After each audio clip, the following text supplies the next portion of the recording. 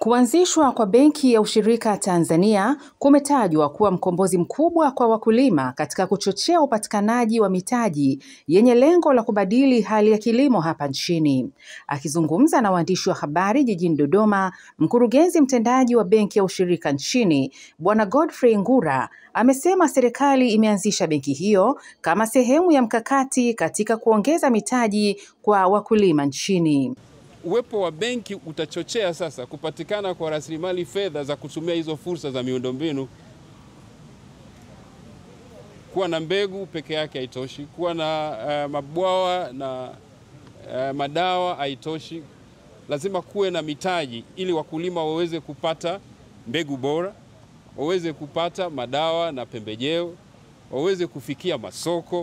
Kwa hivyo benki ya ushirika ni benki ya kimkakati ikishirikiana na benki zingine ikiwemo TADB kuhakikisha kwamba moja, tunakuwa na mitaji. Kwa hivyo hoja ya kwanza hapa ni uwepo wa mitaji katika soko la kilimo. Nchi hii kwa miaka mingi mgawanyo wa rasilimali fedha kwenda kwenye kilimo ni chini ya 10%.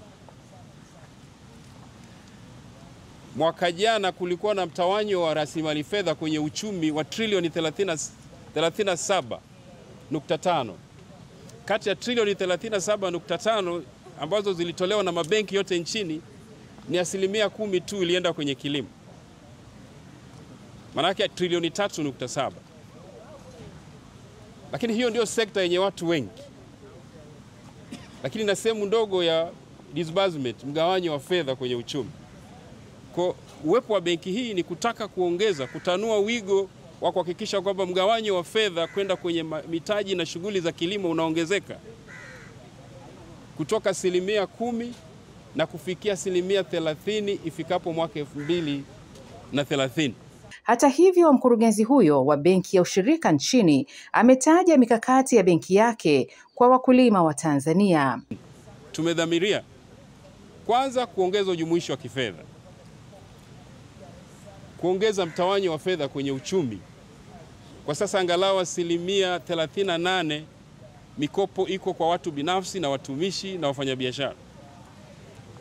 Benki hii itabadilisha takwimu hizi ifikapo mwaka 2030, tukianza na bajeti ya mwaka huu, kuhakikisha kwamba Watanzania walio wengi wanapata huduma za kibenki, wanapata mikopo, wanapata bima, wanapata mitaji nafuu, na kwa kufanya hivyo wanapata masoko kwa ajili ya mazao na bidhaa wanazozalisha. Sio kwamba tukwai kuwa na mabenki kwenye nchi hii, wala sio kwamba benki ya ushirika ndio benki pekee. Lakini nachosema hii ni benki mahususi itakayokuwa na bidhaa na huduma zinazoshabiana au zilizotengenezwa kwa muktadha wa sekta yenyewe, na kwa hivyo kuvutia watu wengi. Gharama ni issue, na benki hii imejikita kuhakikisha kwamba tunapunguza gharama za mitaji katika kilimo. Amesema kuwa benki yake imedhamiria kuwa na eneo maalum la kuwavutia pia vijana katika sekta ya kilimo. Tunatarajia kuwa na bidhaa mahususi za kibenki ambazo zitaweza kumudu uchumi wa vijana wanaoanzisha shughuli za kilimo kwa mara ya kwanza. Ni matarajio yetu uwepo wa benki hii kuanzia mwaka huu mpaka mwaka 2030 tunapotimiza dira ya mkakati wa maendeleo ya sekta ya kilimo, tutachagiza ujumuishi wa kifedha kutoka 22% iliyoko sasa hivi nchini kufika 50% kwa kuwafikia Watanzania wasiopungua milioni 10. Kwa sasa Watanzania wanaotumia huduma za kibenki ni milioni 5 tu. 22% ni milioni 5. Ni dhamira ya benki ya ushirika kwa sababu inalenga wakulima vijijini, inalenga vijana, wanawake, na inalenga Watanzania walio wengi kwenye shughuli za kilimo na biashara. Na kwa sababu inatumia ushirika ambako inajishughulisha na shughuli nyingi za kimkakati, mazao ya kimkakati kama pamba, kahawa, tumbaku, na wingi wa wanaushirika kwa maana ya wateja wa benki yenyewe. inatupa fursa, na kwa sababu ina masoko ambayo yako structured, kuna vyama vikuu, kuna vyama vya msingi, kuna SACCOS, tutawafikia Watanzania walio wengi. Hivi karibuni Waziri wa Kilimo Mheshimiwa Hussein Bashe aliliambia bunge kuhusu mikakati ya wizara yake katika kuinua sekta ya kilimo nchini.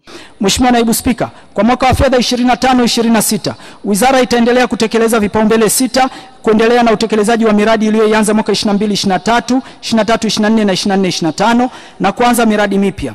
Miradi hiyo inajumuisha miradi ya umwagiliaji, vituo vya zana za kilimo, upatikanaji wa pembejeo za kilimo, uhifadhi na uongezaji wa thamani, uanzishaji wa mashamba makubwa ya pamoja, uzalishaji, ujenzi wa masoko, utafiti huduma za ugani na utoaji wa ruzuku za pembejeo kwa kilimo. Mheshimiwa Naibu Spika, katika utekelezaji wa miradi katika mwaka wa fedha 25-26, wizara inalenga kuongeza ukuaji wa sekta ya kilimo kufikia 5%, kuongeza uzalishaji wa mazao ya kimkakati kutoka tani milioni 1.45 hadi tani milioni 2.2, utoshelevu wa chakula kufika 130%, thamani ya mauzo ya nje kufika bilioni 4 na kuongeza eneo la umwagiliaji kufika hekta milioni 1.2. GMTV, Dodoma.